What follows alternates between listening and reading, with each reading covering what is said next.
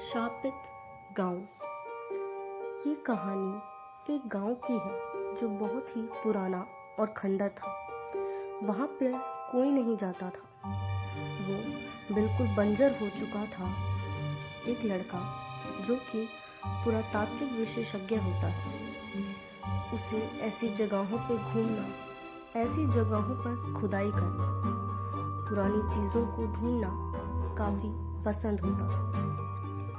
एक बार कहीं से उसे उस गांव के बारे में पता लगता है। वो सोचता है कि उसे उस गांव में जाना चाहिए और वो तुरंत वहां जाने के लिए तैयार हो जाता है।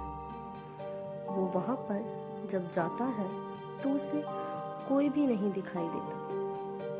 पूरा गांव बंजर और खंडर हो चुका होता है। इमारतें ढह चुकी होती हैं और हर जगह धूल ही धूल जमी होती है। लेकिन जब वो वहां जाता है तो उसे एक बूढ़ी औरत दिखाई देती है। वो सोचता है कि ये बूढ़ी औरत यहाँ क्या कर रही है। वो उसके पास जाकर उससे इन सब के बारे में पूछता है तो वो उसे देखती रहती है और कहती है कि यहाँ से चले जाओ।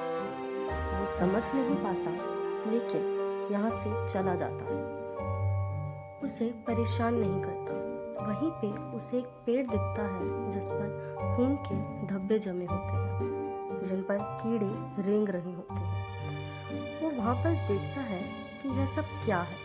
वो पता लगाने की कोशिश करता है। आसपास के गांव में पता करने पर उसे पता लगता है कि यह गांव एक शापित गांव है और इस गांव का हर एक बाशिंदा रातों रात इस गांव को छोड़कर यहाँ से चला गया। अब उस विशेषज्ञ ने ये ठान लिया होता है कि ये पता लगाएगा कि यहाँ हुआ क्या था। उसके मन में जिज्ञासा पैदा होती है।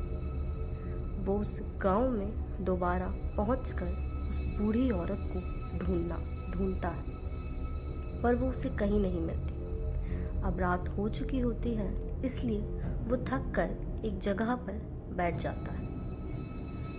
वो जहाँ पर बैठता है वहाँ से उसे डरावनी आवाज़ें आने लगती हैं। वो डर जाता है और जब वो ध्यान से सुनने की कोशिश करता है कि यह आवाज़ कहाँ से आ रही है तो उसे यह पता लगता है कि वो आवाज़ वहाँ पर एक मिट्टी के टीले में से आ रही होती है। वो उस मिट्टी के टीले को खोदने लगता है। उस खोदने के बाद वहाँ पर उसे एक लाश दबी हुई मिलती है। वह देखकर बुरी तरह डर जाता है क्योंकि वह लाश उस बूढ़ी औरत की ही होती है जिससे वो अभी मिला था। उसके पैरों तले ज़मीन खिसक जाती है। वो वहाँ से बस भाग जाना चाहता था, इसलिए तुरंत अपनी गाड़ी निकालता है और वहाँ से निकल जाता है। और यहाँ से अब उसे कुछ दिखाई नहीं देता और उसे नहीं पता कि अब वो कहाँ जा रहा है। बस वो उस गांव से निकल जाना चाहता था। थोड़ी दूर पहुँचते ही वो दोबारा उसी गांव में आ जाता है। दोबारा फिर निकलता है और दोबारा वहीं पहुँच जाता है। वो समझ जाता है कि यहाँ कोई शक्ति है जो उसे जाने नहीं देना चाहती। वो बहुत ज़्यादा डर जाता है और सोचने लगता है कि अब वो क्या करे। वो सोचता है कि वो यहाँ से अब नहीं निकल पा रहा है तो यहाँ का राज जानकर ही रहेगा। उसके बाद शायद वो आत्मा उसे यहाँ से जाने। बहुत घनी रात हो चुकी होती है। तेज हवाएं चल रही होती हैं। पत्तों की सरसराहट की आवाज़ आती है और हंसने और रोने की आवाज़ें भी सुनाई दे रही होती हैं। वो खुद को कोसने लगता है कि वो यहाँ पर क्यों आए। तभी उसे दूर एक झोपड़ी दिखाई देती है जो बाकी घरों में सबसे सही होती है। इसमें वो वहाँ पर रात बिताने की सोचता है। वो वहाँ पर चला जाता है। उसे वहाँ पर उसी औरत की फोटो दिखती है जिसमें उसकी बेटी भी और वहाँ पर एक डायरी रखी है। जिससे उसे पता लगता है कि उस समय यह गांव बहुत समृद्ध था। यहाँ पर लोग घूमने आते थे।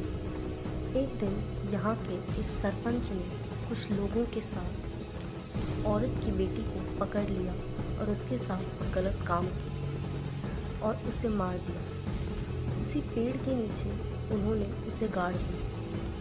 किसी ने भी उस औरत की मदद नहीं की, सबने उसका मजाक उड़ाया। अपनी बेटी के दुख में उसने भी खुद की जान ले ली और लोगों ने उसे भी ज़मीन में गाड़ दिया। तब से वहाँ लोगों की मौत होने लगी, पर सारे लोग उस गांव को छोड़कर वहाँ से चले गए, उस सरपंच समेत। इसलिए अब भी उस बूढ़ी औरत का बदला पूरा नहीं हो पाया और वो अब भी उस बदले की आग में जलती रहती है।